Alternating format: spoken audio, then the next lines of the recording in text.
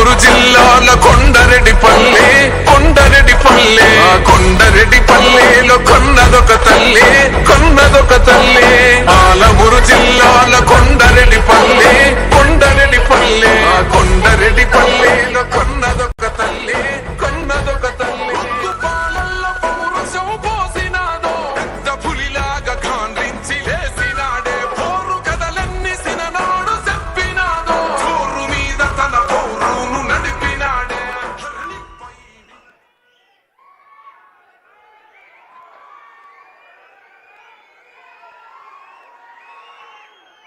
రైతు సోదరులందరికీ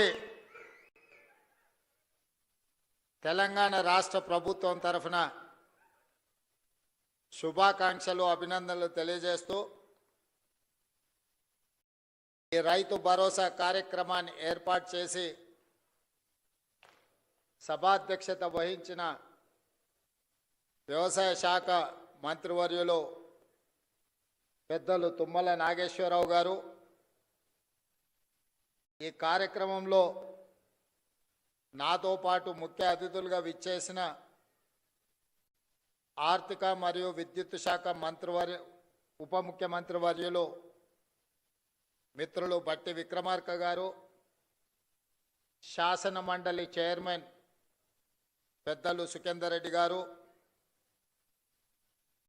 తాగునీటి పారుదల పౌర సరఫరాల శాఖ మంత్రివర్యులు సోదరులు ఉత్తమ్ కుమార్ రెడ్డి గారు, రెవెన్యూ శాఖ మరియు హౌసింగ్ శాఖ మంత్రివర్యులు మిత్రులు పొంగులేటి శ్రీనివాసరెడ్డి గారు, మరో సహచార మంత్రివర్గ సభ్యులు వాకిటి శ్రీహరి గారు, మరో సహచార మంత్రివర్గ సభ్యులు మహమ్మద్ అజారుద్దీన్ గారు, ఈరోజు రైతు వేదిక నుంచి కంచకరావుపల్లి కొల్లాపూర్ శాసనసభ నియోజకవర్గం నుంచి పాల్గొంటున్న సహచర మంత్రివర్గ సభ్యులు జూపల్లి కృష్ణారావు గారు, అదేవిధంగా మీర్జాపూర్ రైతు వేదిక నుండి ఈ సమావేశంలో పాల్గొంటున్న మిత్రులు సహచర మంత్రివర్గ సభ్యులు పొన్నం ప్రభాకర్ గారు, వేదిక మీద ఉన్న పార్లమెంట్ సభ్యులు, శాసన మండలి సభ్యులు, శాసనసభ్యులు, వివిధ కార్పొరేషన్ల చైర్మన్లు, ఈరోజే బాధ్యత చేపట్టిన తెలంగాణ రాష్ట్ర ప్రభుత్వ ప్రధాన కార్యదర్శి గారు, వ్యవసాయ శాఖ ఉన్నతాధికారులు, రెవెన్యూ శాఖ అధికారులు, ఆర్థిక శాఖ అధికారులు, మీరందరూ ఈ పండుగ కార్యక్రమంలో శిల్పారామంలో పాల్గొన్న రైతు సోదరులతో పాటు తెలంగాణ నలుమూలల రైతు వేదికలో ఈ పండుగ కార్యక్రమాన్ని వీక్షిస్తున్న లక్షలాది మంది రైతాంగ సోదరులకు మనస్ఫూర్తిగా అభినందనలు, కృతజ్ఞతలు తెలియజేస్తున్నా. రైతు సోదరులారా, ఈనాడు తెలంగాణ రాష్ట్ర ప్రభుత్వం డిసెంబర్ 7, 2023 నాడు ప్రజాపాలన బాధ్యత చేపట్టినప్పుడు 30 నెలల పరిపాలనలో ఎదురవుతున్న సమస్యలు, వాటికి చూపిస్తున్న పరిష్కారాలు, ఈ 30 నెలల్లో రైతు సంక్షేమం కోసం రైతును తలెత్తుకొని ఆత్మగౌరవంతో బ్రతికే విధంగా వ్యవసాయం దండగ కాదు, వ్యవసాయం అంటే ఒక పండగలా ఈనాడు తీర్చిదిద్దాలి అని మన ప్రభుత్వం సంపూర్ణంగా ప్రయత్నం చేస్తుంది. ఇవాళ కొన్ని అంశాలు వేదిక మీద ఉన్న మా ఆడపడుచులు, మా అక్కలు, మా చెల్లెళ్ళు చాలామంది చదువుకున్న వాళ్ళు ఉన్నారు. మా యువమిత్రులు ఒకప్పుడు పంచగట్టుకొని వ్యవసాయం చేసే కాడి నుంచి పాయింట్ షర్ట్ వేసుకొని వ్యవసాయం దాటి ఈరోజు సూట్ వేసుకున్న సోదరులు కూడా వ్యవసాయ పనుల్లో నిమగ్నమవుతున్న సందర్భంలో కొన్ని అంశాలను మీ ముందు ప్రస్తావించాలని ఈరోజు నేను భావిస్తున్నా.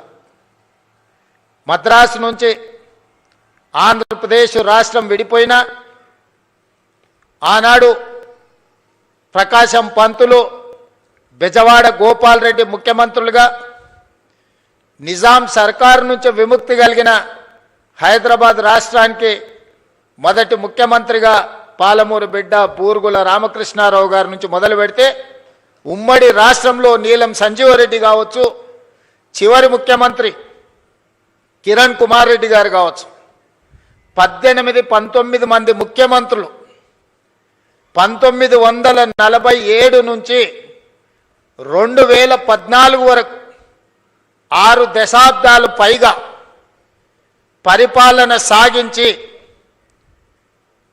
మన రాష్ట్రం మీద, రాష్ట్రం విడిపోయినప్పుడు తెలంగాణ ప్రజలకు అప్పు ఇచ్చింది 69,000 కోట్ల రూపాయలు. దాదాపుగా 60 ఏళ్ళు 18-19 మంది ముఖ్యమంత్రులుగా బాధ్యతలు చేపట్టి తెలంగాణ రాష్ట్రం ఏర్పడే నాటికి మనకిచ్చిన అప్పు 69,000 కోట్ల రూపాయలు అక్షరాల. జూన్ 2, 2014 నాడు ప్రత్యేకంగా ఏర్పడిన తెలంగాణ రాష్ట్రం యొక్క అప్పు 69,000 కోట్ల రూపాయలు. జూన్ 2, 2014 నాడు కల్వకుంట్ల చంద్రశేఖరరావు గారు పెద్దలు తెలంగాణ రాష్ట్ర ముఖ్యమంత్రిగా బాధ్యతలు చేపట్టి డిసెంబర్ 7, 2023 నాడు ప్రజాపాలనలో ప్రభుత్వాన్ని ఏర్పాటు చేసిన తెలంగాణ రాష్ట్ర 2వ ముఖ్యమంత్రిగా నాకు బాధ్యత అప్పజెప్పినప్పుడు ఈ రాష్ట్రం యొక్క అప్పు 8,11,000 కోట్ల రూపాయల అప్పు.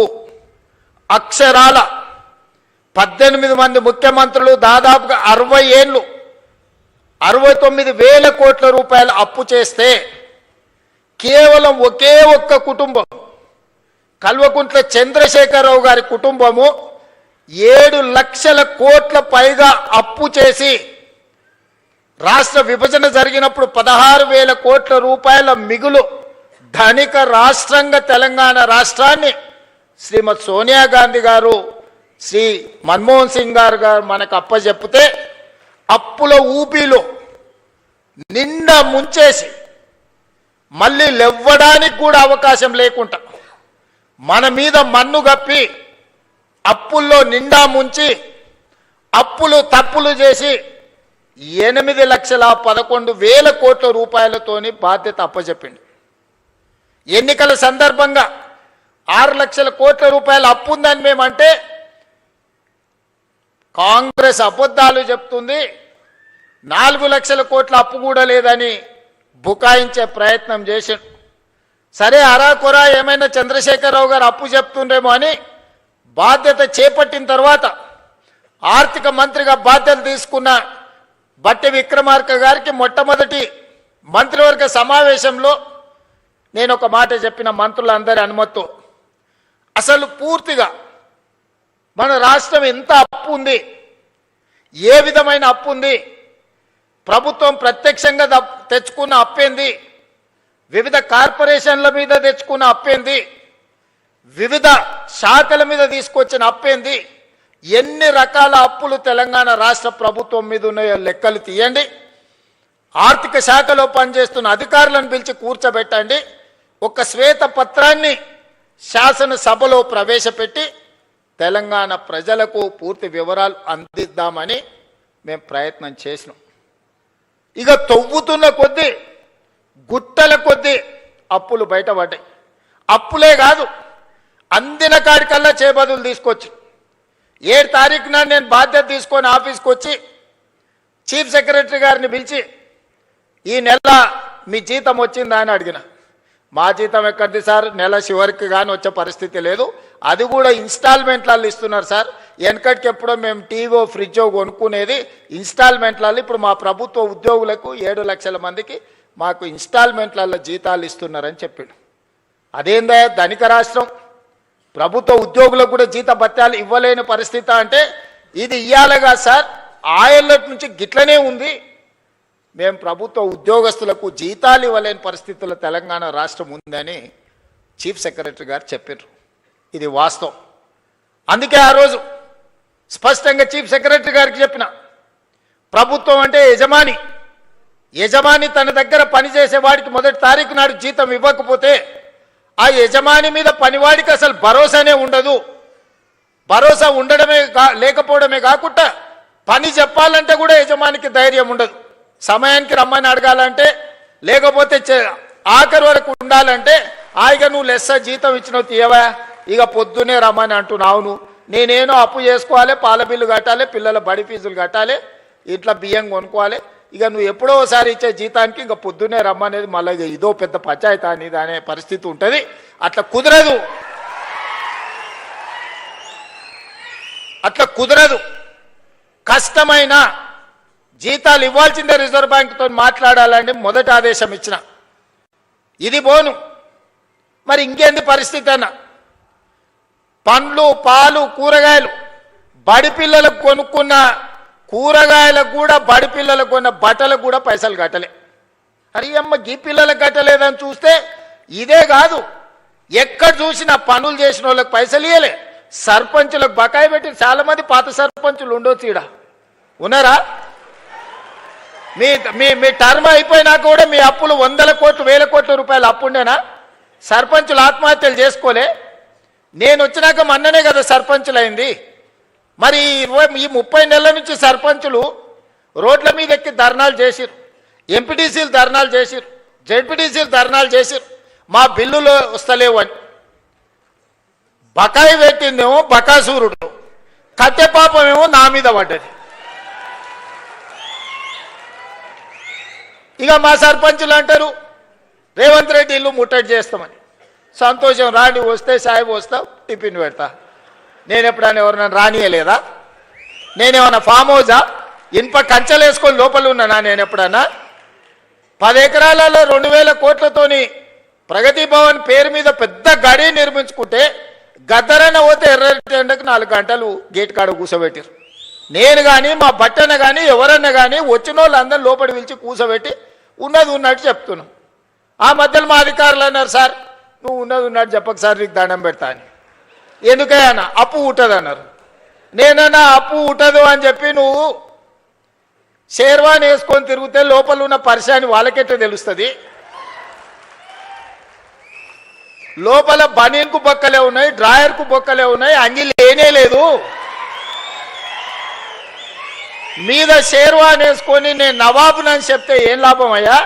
మనం నవాబులం కాదు, చంద్రశేఖరరావు దెబ్బకు బికారులుగా మారినాం. ఈ వాస్తవం వాళ్ళంతా మనోలే, వాళ్ళకి చెప్పాలి కదా.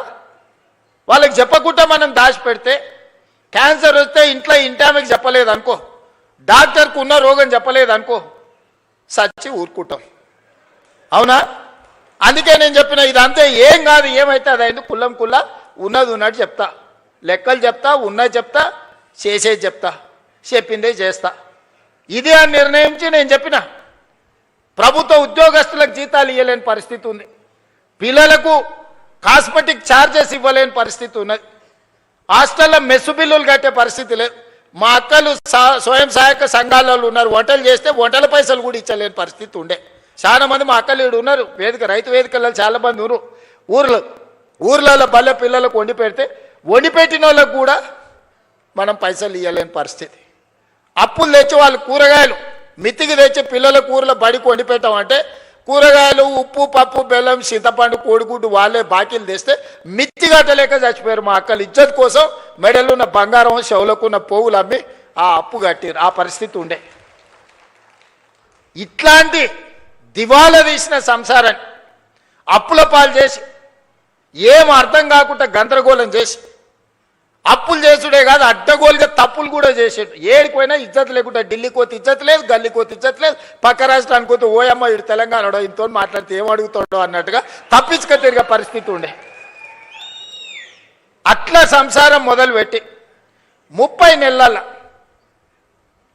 సమాజంలో గౌరవాన్ని పెంచుకుంటూ, సమస్యల్ని పరిష్కరించుకుంటూ, విధ్వంసం అయిపోయిన తెలంగాణ వికాసం వైపు నడిపించుకుంటూ, ఒకటొకటిగా సమస్యల్ని పరిష్కరించుకుంటూ మిమ్మల్ని అందరినీ సమన్వయం చేసుకుంటూ పొద్దున్న లేతే రాత్రి వరకు మీ మధ్యలోనే ఉండి తప్పించుక తిరగకుండా ఫామ్ హౌస్లో వండుకోకుండా ఎప్పుడైనా మీ మధ్యలోనే ఉంటే ఇంకేం చేస్తారు ఏం చేస్తారా కష్టం ఉందనంటే ఓ రోజు కోపం వస్తుంది, ఇంకో రోజు అయ్యో పాపం పిల్లగాడు ఏదో తిప్పలు పడుతున్నాడా నడవని సంసారం నడుపుతున్నాడు కదా అని అంటారు. తప్పించుకు తిరుగుతామంటారు, వీడు ఉత్త దొంగోడు ఉన్నట్టున్నాడా ఎమ్మ దొడ్లకు రాడు దొంగోడు కాదు అన్నట్టుంది సంసారం. ఇట్లాంటి దొంగోడు ఎట్లా ముఖ్యమంత్రి అయ్యిండా అనుకున్న ప్రమాదం ఉందా? మరి అందుకే ఇయ్యాల ఏం చేసింది ప్రభుత్వం అని అడుగుతారు. నేను సూటిగా కొన్ని లెక్కలు వ్యవసాయానికి రైతుల గురించే చెప్పదలుచుకున్న, మిగతా అన్నీ నేను ఈరోజు చెప్పదలుచుకోలేదు. ఎందుకంటే ఇది రైతుల పండుగ, ఇది రైతు వేదిక, ఇది శిల్పారామం కూడా ఒక రైతు వేదికగా మార్చి ఇవాళ మా వ్యవసాయ శాఖ కమిషన్ కోదండ రెడ్డి గారితో సహా మా సభ్యులందరూ ఈరోజు రైతుల కోసం మంచి ఎట్లా చేయాలన్న ఆలోచనతోని ఇవాళ వందలాది రైతు వేదికలలో ఇవాళ మనోళ్ళందరూ కూర్చొని ఉన్నారు. నేను ఇవాళ ఉన్న విషయాలు మీ ముందర చెప్పదలుచుకున్నా. మీకు చెప్పకపోతే మీరు ఊరికెళ్ళి ఊర్లో మన పాలెళ్ళకో లేకపోతే మన దగ్గర ఉన్న వ్యవసాయ మన సహచరులకు చెప్పకపోతే ఈ సమస్య అనేది ఇట్లనే జటిలంగా మారుతుంది. ఇవాళ రైతు రుణమాఫీ 25,35,000 మంది రైతులకు 20,677 కోట్ల రూపాయలు 2 లక్షల వరకు రైతు రుణమాఫీ చేసిన మాట వాస్తవం కాదా?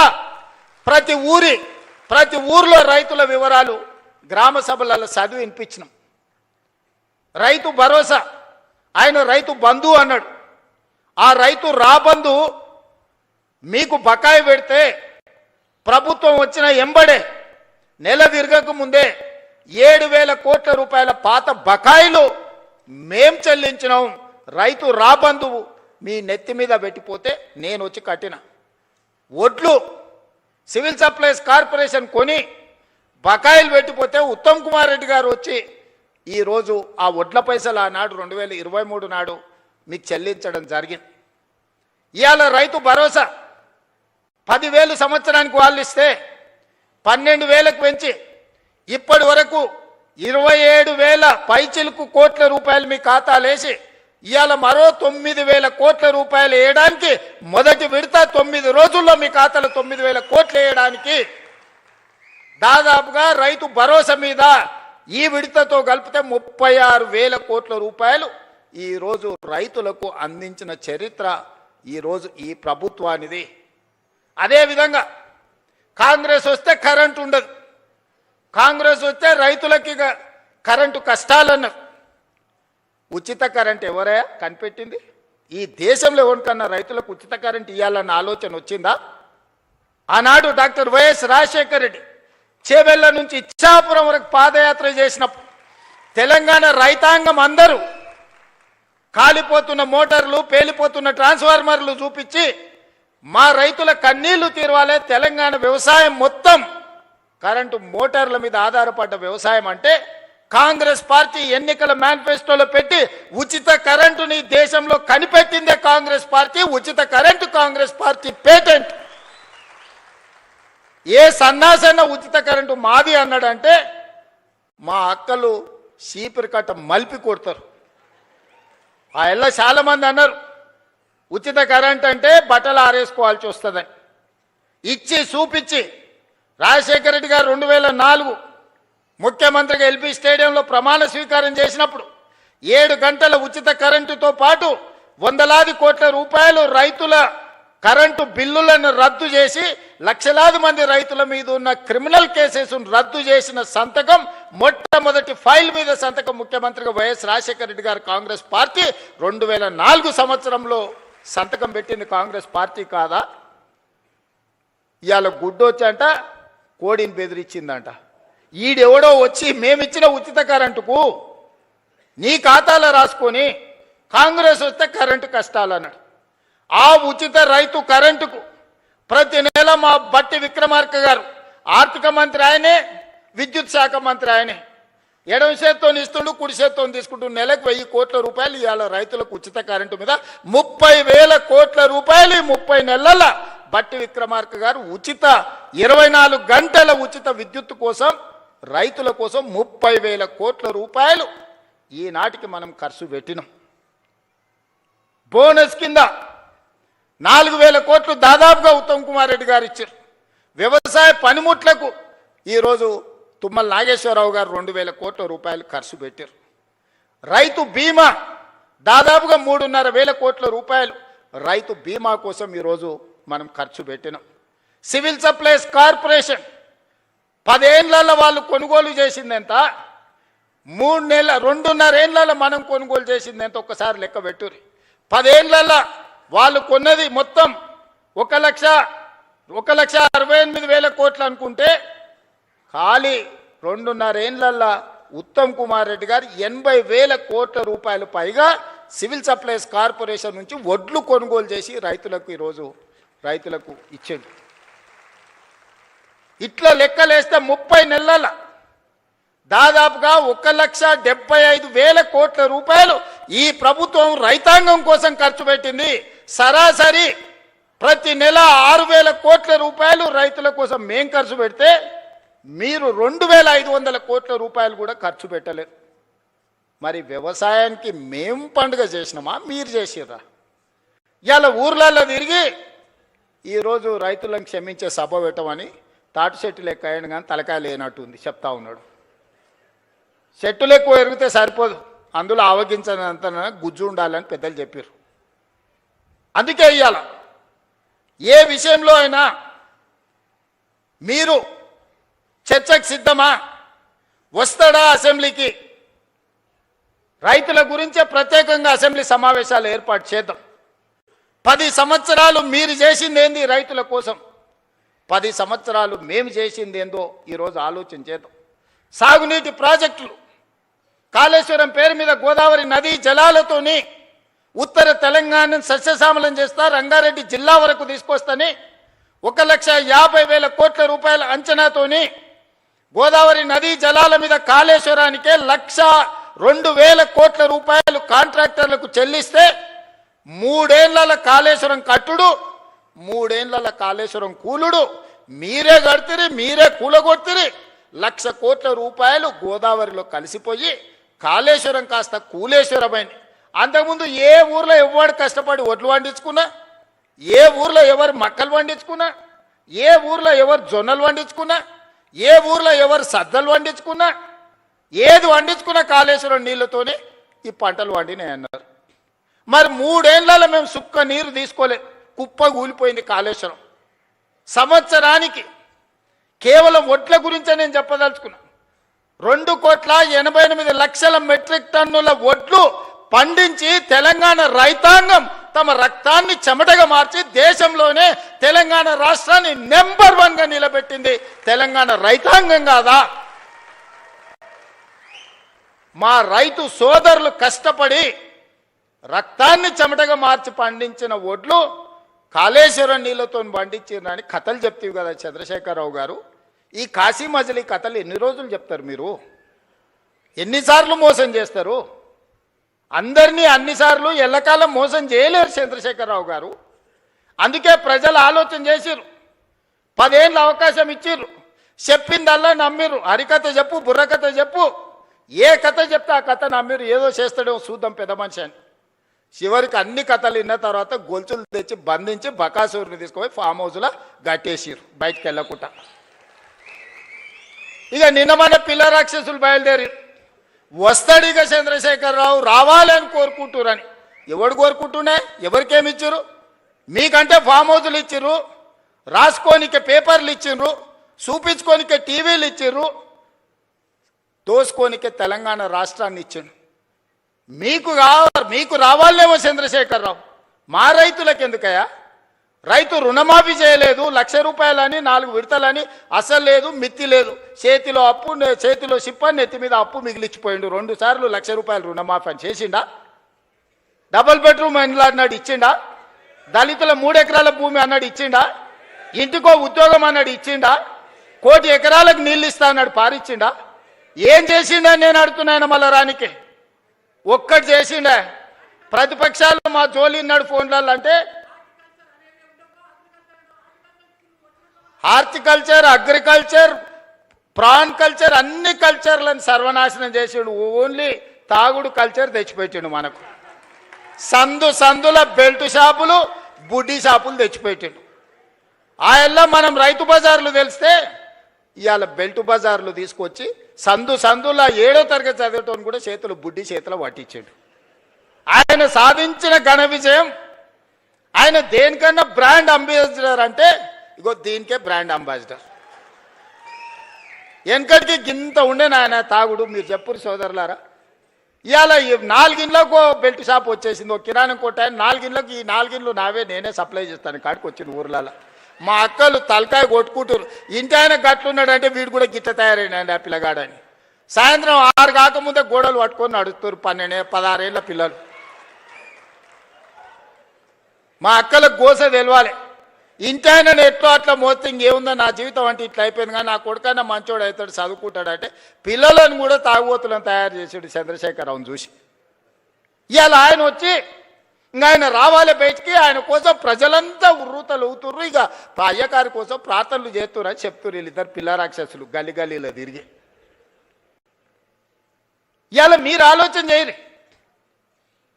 10 ఏళ్ళకే బీఆర్ఎస్ పాలన, 12 ఏళ్ళ నరేంద్ర మోడీ పాలన, 2.5 ఏళ్ళ మా పాలన మీద చర్చ పెడదాం. ప్రతి పేదోడి ఖాతాలో 15 లక్షల రూపాయలు వేస్తానన్నాడు నరేంద్ర మోడీ గారు. ఎవరి ఖాతాలు వేసిండో లెక్కలు చూపారు. మీరు ఒక్కరి ఖాతాలో మోడీ 15 లక్షలు వేసిండా? రైతుల ఆదాయం 2 చేస్తా అన్నాడు, వచ్చిందా? సంవత్సరానికి 2 కోట్ల ఉద్యోగాలు అన్నాడు. 12 ఏళ్ళు అయింది, 24 కోట్ల ఉద్యోగాలు రావాలి. వచ్చినాయా? ఇద్దరికి ఇచ్చిండా, బండి సంజయ్కి, కిషన్ రెడ్డికి. ఇంకెవరికన్నా నౌకరు ఇచ్చిండా తెలంగాణలో? చిల్లి గవర్నర్ని ఇచ్చిండా? గల్లీలో మోరీ తీసే ఎన్నికలు ఉంటే వార్డు మెంబర్ ఉంటే మోడీ వస్తాడు అంటారు, కౌన్సిలర్ ఉంటే మోడీనట, సర్పంచ్ ఉంటే మోడీనట. మోడీ వచ్చి మోరీ తీస్తాడే? పెళ్లి పెద్దను చూపించి పిల్లని ఇస్తే పిల్లగాడు సంసారం చేయకపోతే ఎవరిని అడుగుతామే? పెళ్లి పెద్దను చూసి పిల్లని ఇస్తామా? మనందరం వ్యవసాయం చేసిన గ్రామాల నుంచి వచ్చిన వాళ్ళమే కదా. పిల్లగాడు దుక్కి దుంతాడా, లేదా వ్యవసాయం చేస్తాడా, లేకపోతే నౌకరు చేస్తాడా, వీడు ఎంత సమర్థుడు అని పిల్లని ఇస్తాం. కానీ పెళ్లి పెద్ద గట్టోడు పెళ్లి పెద్దను చూసి పిల్లని ఏమంటే చెప్పు తీసుకొని కొడతారు వాడు రేపు సంసారం చేయకపోతే. బీజేపీల గతి గట్లుంది. నిన్నమని ఒక ఆయన వచ్చిండు, నవీనో నమోనో అని, ఆయన పేరు ఏందో నాకైతే మొత్తం తెలియదు. కానీ ఇంకా ఆయన వచ్చి చెప్తుండు వచ్చేది మాదే అని. ఏంది వచ్చేది మీది? పన్లీగులో పట్టించాలి. వెస్ట్ బెంగాల్ వచ్చింది వస్తాను, వెస్ట్ బెంగాల్ 15 ఏళ్ళు పట్టింది. తెలంగాణలో కూడా గదే గతి అవుతుంది మీకు. ఆడేనో మమతా బెనర్జీ గారు కాబట్టి మీ పప్పులు ఉడికినాయి. ఈడ మా వాళ్ళు అందరు ఉన్నారు, ఈయనే ఉన్నారు, దంచుతారు. అందుకే మిత్రులారా, ఇవాళ రైతులను ఆలోచన చేయమంటున్నా. 8,11,000 కోట్ల రూపాయల అప్పు నుంచి, నెల జీతాలు ఇవ్వలేని పరిస్థితి నుంచి ఒకటొకటిగా 8,000 కోట్ల రూపాయలు రిటైర్మెంట్ బెనిఫిట్స్ ప్రభుత్వ ఉద్యోగస్తులకు బకాయిలు పెట్టి 58 ఏళ్ల రిటైర్మెంట్ వయస్సును వాళ్లకు బెనిఫిట్స్ ఇవ్వాల్సి వస్తుందని 61 ఏళ్లకు పెంచితే 2024 నుంచి ప్రతి నెల 1000 మంది రిటైర్ అయ్యి 1000 కోట్లు నాకు అదనంగా రిటైర్మెంట్ బెనిఫిట్స్ ఇవ్వాల్సి వచ్చింది.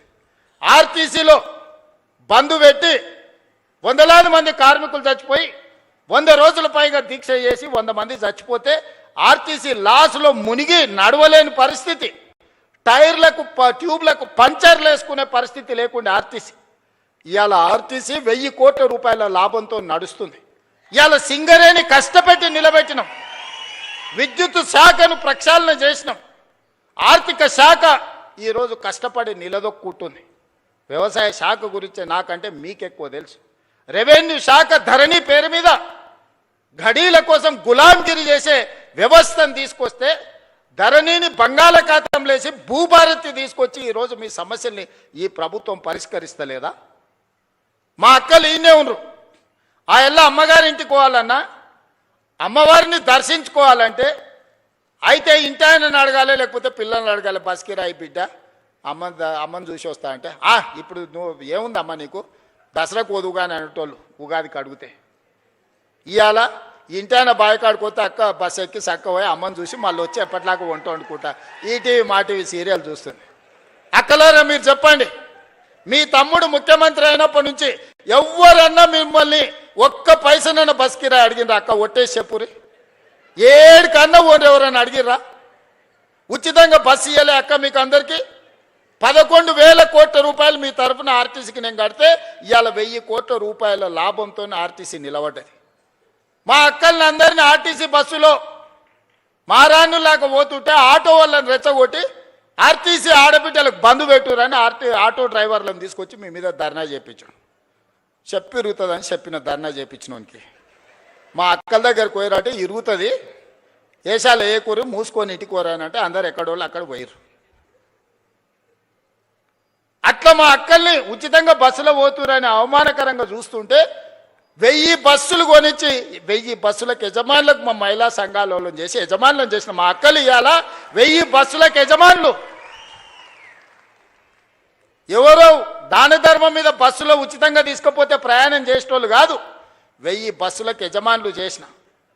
సోలార్ విద్యుత్ అంటే అదాని అంబానీ అంటే 1000 మెగావాట్ల సోలార్ విద్యుత్ మా ఆడబిడ్డలకు ఇచ్చి ఈరోజు విద్యుత్ ఉత్పత్తి చేసే పెట్టించి ఈరోజు బట్టిగారితో ఒప్పందం చేపించి ఇవాళ మా అక్కలకు అందరికీ సోలార్ విద్యుత్ ఉత్పత్తి చేసే యజమానులను చేపించిన.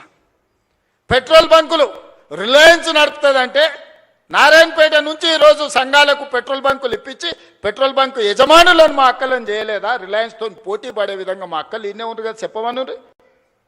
ఇవాళ ఈ శిల్పారామం హైటెక్ సిటీ అంటే అన్ని ఐటీ కంపెనీలు, విప్రో, మైక్రోసాఫ్ట్, లేకపోతే పెద్ద పెద్ద కంపెనీలు అని. ఎప్పుడన్నా మా అక్కలకి పక్కనే 3.5 ఎకరాలు ఉందయా, 1000 కోట్లది. ఒకసారి ఇందిరా మహిళా శక్తి స్టాల్స్ అని దీని పక్కనే గోడ కూడా మొత్తం లేదు, పోత చూసిపోరు. 1000 కోట్ల రూపాయలతోని మా అక్కలు తయారు చేసిన వస్తువులు అమ్ముకోనికి హైటెక్ సిటీ పక్కన 1000 కోట్లు 150 షాపులు మా అక్కలు ఉత్పత్తి చేస్తే గ్రామాలలో ఉత్పత్తి చేసే వస్తువులను ప్రపంచానికే గర్వంగా ఇక్కడ పెట్టి ఇలా మా అక్కలకు హైటెక్ సిటీ పక్కన 1000 కోట్ల భూమి నేనిచ్చిన 1000 కోట్లు 8000 గ్రామ సంఘాల కోసం మీటింగుల కోసం ఒక్కటేసారి మొన్న టెంకాయ కొట్టి ప్రారంభించిన. జిల్లా కేంద్రాలు తొందరలోనే 23 జిల్లాలలో వాళ్ళ మహిళా సంఘాలకు జిల్లా కార్యాలయాలు ఈరోజు కట్టిస్తున్నాం. ఇందుకోసం మేము పోవాలనా? పిల్లల ఫీజు రీఎంబర్స్మెంట్ పరిష్కరించి ఒక పద్ధతి పట్టుకొచ్చినందుకు వాళ్ళ తెలంగాణ ఉద్యమమే నిరుద్యోగ సమస్య కదా. ఓ శ్రీకాంతాచారి, ఓ కానిస్టేబుల్ కిష్టయ్య, ఓ ఈశాన్ రెడ్డి, ఓ వేణుగోపాల్ రెడ్డి, ఓ సురేష్ నాయక్, ఓ కవితా నాయక్, ఈ పిల్లలందరూ దేనికోసం చచ్చిపోయినరు? మేము అమరులమైనా సరే ఉస్మానియా యూనివర్సిటీ గేటును దాన్ని పెట్రోల్ పోసుకొని తగలబెట్టుకున్న యాదయ్య దేనికోసం చనిపోయిండు? యాదిరెడ్డి ఎర్రకోట ముందల చెట్టుకు ఉరేసుకొని దేనికోసం ప్రాణత్యాగం చేసిండు? శాశ్వతంగా ఈ తెలంగాణను పట్టి పీడిస్తున్న ఉద్యోగ సమస్య, నిరుద్యోగ సమస్యను పరిష్కరించడానికి 100లాది మంది ఆత్మ బలిదానాలు చేసుకుంటే దుర్మార్గుడా నువ్వు ముఖ్యమంత్రి అయి నువ్వు, నీ కొడుకు, నీ అల్లుడు, నీ బిడ్డ, నీ సడ్డకుని కొడుకుకు ఉద్యోగాలు ఇచ్చుకున్నావు. కానీ మా నిరుద్యోగ యువకులకు పరీక్షలు పెడితే పేపర్లు పల్లి బఠానీలాగా జిరాక్స్ సెంటర్లలో అమ్ముకున్న దుర్మార్గుడా, నీ ప్రక్షాళన చేసి 70,000 ఉద్యోగాలు 30 నెలలు ఇచ్చింది నేను కాదా? ఆడ ఈడ కాదు, గ్రూప్ 1 ఈడి నుంచే 562 మందికి ఈ నుంచే ఉద్యోగ నియామక పత్రాలు ఇచ్చిన. పుల్లలు పెట్టి కేసులు పెడితే సుప్రీంకోర్టు వరకు పోయి కొట్లాడి 562 మంది పేదోళ్ళ బిడ్డల్ని కాపాడి ఇవాళ గ్రూప్ 1 అధికారులను చేసిన. గ్రూప్ 2లో 1100 మందిని చేసిన. గ్రూప్ 3, గ్రూప్ 4 టీచర్స్, డాక్టర్స్ అన్ని డిపార్ట్మెంట్లలో ఆర్ఎన్బి, యుఎన్సి ప్రతి డిపార్ట్మెంట్లో అగ్రికల్చర్ నుంచి ఇరిగేషన్ వరకు ఎడ్యుకేషన్ నుంచి ప్రతి డిపార్ట్మెంట్లో 70,000 ఉద్యోగ ఖాళీలను భర్తీ చేసి వాళ్ళందరూ కూడా 1వ తారీఖు నాడే జీతాలు ఇస్తున్నాం కదా. ఇది కాదా ప్రజాపాలన? ప్రజలు ఎన్నుకున్న ప్రభుత్వం ఇది కాదా? 5 ఏళ్ల కోసం ప్రజలు ఎన్నుకుంటే నువ్వు రాజీనామా చేయి, నువ్వు దిగిపో. నీ అయ్యా జాగీరా దిగిపోనికే? మీ తాతల గడి అనుకుంటున్నావా? గడి ముందల లేకపోతే మేమేమన్నా బానిసలం అనుకుంటున్నావా? ఏమనుకుంటున్నావు? బిడ్డ దుక్కి దున్నే చేతులు ఇవన్నీ ఉన్నాయి. నువ్వు అనుకుంటున్నావేమో మళ్ళా రావాలి, వస్తాడు, తిరుగుతాడు అని. వస్తే ఏమిస్తాడు? ఏమి చేయడు? మీరు ఆలోచన చేయండి సోదరులారా. రైతు రుణమాఫీ చేయడు, రైతు భరోసా ఇవ్వడు, నిరుద్యోగ సమస్య తీర్చడు, పండించిన పంట కొనడు. ఊరేసుకుంటే ఊరేసుకున్నట్టే అని చెప్పినోడు ఇవాళ 2,88,00,000 మెట్రిక్ టన్నుల ఉత్పత్తిని చేయటమే కాకుండా అన్ని వడ్లు ఉత్తమ్ కుమార్ రెడ్డి గారు కొని చూపించిండు. అట్లా చెప్పినోడు ఆయన ఫామ్ హౌస్లో 100 ఎకరాల వరి పండించుకుంటే 4,200 క్వింటాలు అమ్ముకున్నాడయా. మనకు 2000 దిక్కు లేదు, ఆయనకు 4200 ఏం వడ్ల బదులు బంగారం పండిస్తున్నాడే ఫామ్ హౌస్లో. ఏమైనా గంజాయి పండిస్తున్నాయి, ఎటకెళ్ళి వస్తాయి? అంటే అధికారం ఉంది కదా అని నీ భూమిలో పండించిన పంటకు 4200 కంపెనీలను వంగబెట్టి గుంజుకొని నువ్వా? ఆయన చేయగలిగింది ఒక్కటే, మళ్ళీ వచ్చిందంటే మీరు భార్యాభర్తలు మాట్లాడుకున్నా మీ ఫోన్లు వినుడు తప్ప ఇంకో పని చేయడు. ఫామ్ హౌస్లు ఎందుకుంటాడు? రాజకీయ నాయకులే విన్నాడంటే అర్థం ఉంది, అధికారుల ఫోన్లు విన్నాడంటే, నిఘా పెట్టిండంటే అర్థం ఉంది. పడనోళ్ళ గురించి ఏదాన్ని విన్నాడంటే సరే ఏదో పడదు కాబట్టి విన్నాడని. అరే పిల్ల మొగులు మాట్లాడుకునేది నేను సిగ్గులేనోడు ఎవడని ఉంటాడా? ఏం బతికే అది బతక, అది కూడా బతికేనా? ఆఖరికి కన్న బిడ్డ కూడా చెప్పాను, నేను నా మొగుడు మాట్లాడుకున్నది కూడా ఈ దుర్మార్గులు విన్నారు అని చెప్పిందా లేదా? నేను కదా ఆయన సొంత బిడ్డనే చెప్పిందా? ఇంకెందుకే సిగ్గులేని బతుకు బాయిల దుంకి సావక? ఇంతకంటే సిగ్గులేని బతికేదాన్ని ఉంటుందా? ప్రతిపక్షాల వింటివి, అధికారుల ఫోన్లు వింటివి, పడనోళ్ళ వింటివి, పక్క రాష్ట్రాల్లో వింటివి, ఆఖరికి ఆలుమొగలు మాట్లాడుకుంటూ కూడా వాళ్ళ ఫోన్లు విని నీ పైశాచిక ఆనందం ఏందని నేను అడుగుతున్నా. అందుకోసం ఆయన మళ్ళా రావాలనా? పాపాల భైరవుడు అంట ఫామ్ హౌస్లు ఉన్నాడంట, మళ్ళీ రావాలనంట. ఆయన కోసం అంట మన అందరం ఎదురు చూస్తున్నామంట. ఇది వీళ్ళ జాతి, వీళ్ళ నీతి. అందుకే మిత్రులారా, ఏది ఉన్నా ఉన్నది ఉన్నట్టు చెప్తా, చెప్పిందే చేస్తా, చేసిందే చెప్తా, కాకపోతే కాదని చెప్తా. ఓ పూట మీకు నచ్చకపోయినా ఉన్నది ఉన్నట్టు చెప్పిండు ఆ పిల్లగాడని అంటారు. నాకేం గొప్ప కిరీటాలు పెట్టుకోవాలని లేదు, వజ్ర వైదూర్యాలు సంపాదించుకోవాలని ఆలోచన లేదు. ఈ పిల్లగాడు ఏదన్నా ఉంటే ఉన్నది ఉన్నట్టు కుండ బలగొట్టినట్టు చెప్తాడని మీరు అనుకుంటే చాలే. పదవి ఎంతకాలం ఉంటే ఉంటుంది, పోతే పోతుంది. పదవి ఎవరికి శాశ్వతం? ఇందిరమ్మకే శాశ్వతం కాలే, ఇందిరమ్మకే పదవి శాశ్వతం కాలే, ఎన్టీఆర్కు పదవి శాశ్వతం కాలే, రాజశేఖర రెడ్డికి పదవి శాశ్వతం కాలే. నాకు కూడా పదవి శాశ్వతం కాదు, మాటనే శాశ్వతం. మాట మాట్లాడితే నిలబడతాడు, మాట కోసం ఎంతకైనా నిలబడతాడు అనే పేరు కోసమే ఈ ప్రయత్నం అంతా. అబద్ధాల పునాదుల మీద ఈ ప్రభుత్వాన్ని నడపను. మీకు అబద్ధాలు చెప్పి మిమ్మల్ని నమ్మించే ప్రయత్నం చేయను. ఏమున్నదో అదే చెప్తా, ఏం చెప్పినో అదే చేస్తా. సోదరులారా, తెలంగాణ రైతాంగానికి నా విజ్ఞప్తి ఒక్కటే, వ్యవసాయాన్ని ఈరోజు కాలం మారింది, కాలానికి తగ్గట్టుగా మన నైపుణ్యం పెంచుకోవాలి. ఈసారి వర్షాలు పడవు, శాస్త్రవేత్తలు చెప్తారు. ఎలీనో వచ్చింది, నీళ్లు తక్కువ ఉంటాయి, వర్షాభావం పరిస్థితి ఉంటుంది, వర్షాల మీద నీళ్ళ మీద ఆధారపడ్డ పంటలు వేయకండి అని శాస్త్రవేత్తలు చెప్పారు. నేను గదే చెప్పిన. ఇక చూసినావా రేవంత్ రెడ్డి రైతులకు పంగనామం పెడుతున్నాను. అరే పంకమాలనోడా, వాన పడదురా అని నేను చెప్తున్నా. వాన పడకపోతే, నీళ్లు రాకపోతే, కాలువలు వారకపోతే వరి ఎట్లా వండుతుంది? కొంత తక్కువ చేయండి, తక్కువ నీళ్లతో వండే పంటలు వండించురు అని చెప్పిన. ఇది తప్ప? బజార్లో విలువ కలిగిన పంట సన్న ఓట్లు వేస్తున్నారు. కొన్నిసార్లు మనకు తెలియదు, మనకి ఎవడు ఏజెంట్ వచ్చి అమ్మితే గవ్వే తీసుకుంటాం. 7 రకాలకు మార్కెట్లో మంచి డిమాండ్ ఉంది, 7 రకాలు వేస్తే కొనుగోలుతో పాటు బోనస్ కూడా ఇస్తానని మా ఉత్తమన్న చెప్పిండు. ఒక మంచి మాట రైతులతో, రైతు వేదికలలో ఆ ఇత్తనాలు పెట్టి రైతులకు అందుబాటులో తెచ్చి, మళ్ళీ ఏవో ఒకటి నకిలివి లేకపోతే అవోటి ఇవోటి మీకు మీ తలకు దాల్గిచ్చారు కదా అని ఇవాళ రైతు వేదికలలో విత్తనాలు తీసుకొచ్చి మీ అందరికీ అందుబాటులోకి తీసుకొచ్చినాం. పంట మార్పిడి చేయండి అన్నాం. అవసరమైన ఇత్తనాలు మీ దగ్గరికి తీసుకొచ్చి రైతులకు కష్ట సుఖాలు మేం చెప్తుంటే తప్పుడు ప్రచారం, నోరు తెరిస్తే అబద్ధం. దేవుడు ఆ కుటుంబాన్ని మొత్తానికి శాపం పెట్టినట్టు, బిడ్డ ఒక్క నిజం చెప్పినా తలకాయ 1000 ముక్కలేసి వస్తారు మీరు, మీ జీవితాంతం అబద్ధాలే చెప్పుకుంటా బతుకుర్రని. ఆ శాపం ఉన్నట్టుందా? అసలు చూడు, ఒకని మించినోడు ఒకడా అని అమ్మ, ఒకనికి 100 అయితే వానికి 110 మార్కులు వేయాల్సి వస్తుంది అబద్ధాలకు. అతనికంటే గనుడు ఆచంట మళ్ళా అన్నాడు అమ్మ, ఆయనే అట్లా అనుకుంటే అంతకంటే రాటు తేలిర్రా ఈ అమ్మాయి పిల్లకు కుర్రనాయాలు ఇద్దరు. నోరు తెరితే అబద్ధాలు, బామార్దులు అసలు ఇక పోటీ పడే అబద్ధాలు చెప్పుకుంటూ తిరుగుతారు. ఇది పరిస్థితి. అందుకే ఇవాళ వాళ్ళు ఊరూరు తిరగని, గల్లి తిరగని, వాళ్ళు బుద్ధి మారినంత వరకు దేవుడు వాళ్ళని క్షమించడు. బుద్ధి చక్కగా ఉంటే అన్నీ చక్కగా ఉంటాయి. నోరు మంచిదైతే ఊరు మంచిది అన్నారు, అవునా? ఏమక్క, నోరు మంచిదైతే ఊరు మంచిది అన్నారు, అవునా? అత్త కోపానికి వచ్చిన కోడలు జర మెత్తగా ఉంటే ఇల్లు చక్కగా నడుస్తుంది, అవునా? మీరు అందరు ఏదైనా కోప్పడ్డా నేనేమంటానే, మా వాళ్ళే కదనే, మరి బాధ్యత ఇచ్చినప్పుడు ఓసారి కోపం అవుతుంది. ఇంటి పెద్ద మనిషి దసరా పండుగకు అందరికి బట్టలు తెచ్చినా ఈ కలర్ నాకు నచ్చలేదు అంటది కోడలు అత్త తెస్తే. అవునా? ఉంటాయి ఇవన్నీ సమస్యలు. గంతెందుకే మా అక్కల్ని అడగదలుచుకున్నా, బతుకమ్మ సీరియల్ యాడ్ ఉండే అక్క, వాళ్ళు ఇచ్చినాడు బతుకమ్మ సీరియల్ అయితే జొన్నసేన కాడ పిట్టలకు భయపడనికే కట్టేది. ఇవాళ మనం ఇచ్చిన ఇందిరమ్మ సీరియల్కో మా అక్క మా పెద్దమ్మ మంచిగా కట్టుకొని వచ్చింది. పండుగ నాడు మా తమ్ముడు ఉన్నట్టున్నాడు అని చెప్పి మా తమ్ముని కలుగుతాని పండుగ పూట చీర పెడితే సారే అనుకుంటుంది పుట్టింటోళ్ళు పెడితే. ఇవాళ నేను పెట్టిన సీరియల్ కట్టుకొని మా అక్కలు వచ్చారు సంతోషంగా. పోయినసారి ఇప్పుడు పాలపిట్ట చీర ఇచ్చినా వచ్చేసారి సిల్కపచ్చ చీర ఇస్తున్నాం మా అక్కలకు మళ్ళీ తొందరలోనే. ఒక్క దాంట్లోనే వాళ్ళు దొంగతనం చేయకుండా దోపిడీ చేయకుండా ప్రజలకు వనుకొచ్చేది ఏదైనా చేసిరా? ఏదైనా నాకు కొంత సమయం పడుతుంది. కొత్త సంసారమైనా మా అక్కలు మా తమ్ముళ్ళు ఈయనే ఉన్నారు.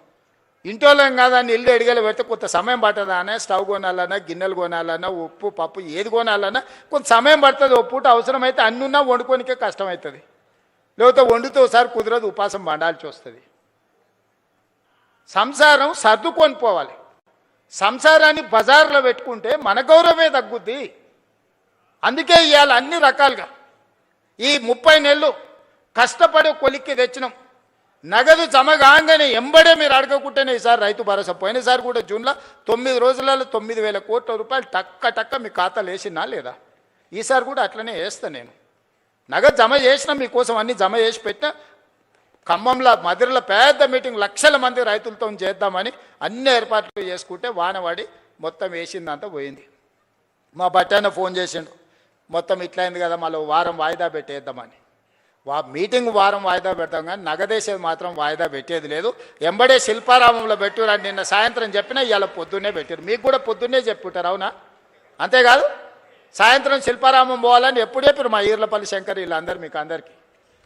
ఇవాళ చెప్పిందే కదా, 3 రోజుల ముందు అయితే మీకు తెలియదు కదా వీడు ఉందని. మరి ఏం జనార్దనన్న 3 రోజుల ముందు అయితే తెలియదు కదా. మరి ఇవాళ పొద్దుగాలు చెప్తే సాయంత్రానికి అంతా ఏర్పాటు చేసుకున్నాం. ఎందుకంటే మన ఇల్లు చక్కబెట్టుకునే బాధ్యత మనకు ఉండాలి. మా మద్దూరు నుంచి మా కృష్ణన్న కూడా వచ్చిండు. మద్దూరు నుంచి ఇక్కడికి రావాలంటే ఇవాళ తెలిసిందే కదా. కాబట్టి అందుకే ఇవాళ ఏది కూడా ఈ ప్రభుత్వం మీది, ఈ ప్రభుత్వం మనది, ఈ ప్రభుత్వం ప్రజలది, ఈ ప్రభుత్వం మా ఆడబిడ్డలది, ఈ ప్రభుత్వం మా రైతులది, ఈ ప్రభుత్వం మా నిరుద్యోగ యువకులది. ఇది మన ప్రభుత్వం. మంచిగా చేసుకుందాం. పోలీసు నియామకాలు 5,000 పరీక్షలకు నేను ఇవాళ 5,000 ఖాళీలకు నేను నోటిఫికేషన్ ఇస్తే ఈరోజు గతంలో ఇవ్వకపోతే ధర్నాలు ఉండేవి, ఇప్పుడు ఇస్తే ధర్నాలు చేస్తున్నారు. ఇది ఎక్కడదో. గతంలో మెట్రో కట్టమని మనం అనేది, ఇప్పుడు మెట్రో కట్టొద్దని వాళ్ళు అంటారు. గతంలో మూసిని ప్రక్షాళన చేయమని మనం అనేది, ఇప్పుడు మూసి చేయడానికే వీల్లేదంటారు. గతంలో రీజనల్ రింగ్ రోడ్ కట్టండి అని వేయండి అని మనం అనేది, ఇప్పుడు వద్దంటారు. ఏది చూసినా వద్దో అని ఒర్లువోతుల్లాగా తయారైంది. మీరు ఒర్లినా పొర్లుడు దండాలు పెట్టినా, మీరు ఎండ్రిని దాగి బాయిలో దుంకినా ఇవన్నీ పనులు చేస్తా. మీరందరూ నిండు మనసుతో ఆశీర్వదించండి. ఈ ప్రభుత్వం మీది. ఈ ప్రభుత్వాన్ని కంచేసి కాపాడుకున్న బాధ్యత మా రైతాంగ సోదరులదే. ఇలా ఏం చేయకపోయినా మీ భార్య భర్తలు మాట్లాడుకునేది అయితే ఇంటలేమా, ఓటు ఎక్కువనో ఓటు తక్కువనో ఇచ్చినాం. కానీ మీ సంసారంలో సిచ్చు పెట్టే కేసీఆర్ లాంటి తప్పుడు పనులు మాత్రం చేయదలుచుకోలేదు. మళ్ళీ వచ్చిర్రా ఇక చివరికి భార్య భర్తలు మాట్లాడుకునే స్వేచ్ఛ కూడా ఈ రాష్ట్రంలో లేకుండా పోతుంది. అట్లాంటి వాళ్ళని మళ్ళీ రానిచ్చే సమస్యనే లేదు. చాలా మంది దీంట్లో అరుంధతి సినిమా ఎంతమంది చూసిండ్రా? చేతురి ఆ పశుపతిని బంధించిర్రా? గట్లనే ఫామ్ హౌస్లో బంధించిన పశుపతిని మళ్ళా గొలుసులు తెచ్చేది లేదు. అరుంధతి సినిమాలో రాక్షసుని ఎట్లయితే బంగళాల బూతు బంగళాలు వేసి బంధించినమో, ఈ రాక్షసుని కూడా ఫామ్ హౌస్లో గొలుసులు వేసి మా రైతులు బంధించారు. బయటికి రానిచ్చేది లేదు. ఇక గదే జైలు గదే మొత్తం. అంతేనా? సిద్ధమే కదా? మరి గట్టిగా సపట్లు కొట్టూరు. ఇక బట్టనా నమ్మకం వచ్చిందా నీకు? నమ్మకం వచ్చింది కదా? ఓకే, ధన్యవాదాలు సోదరులారా.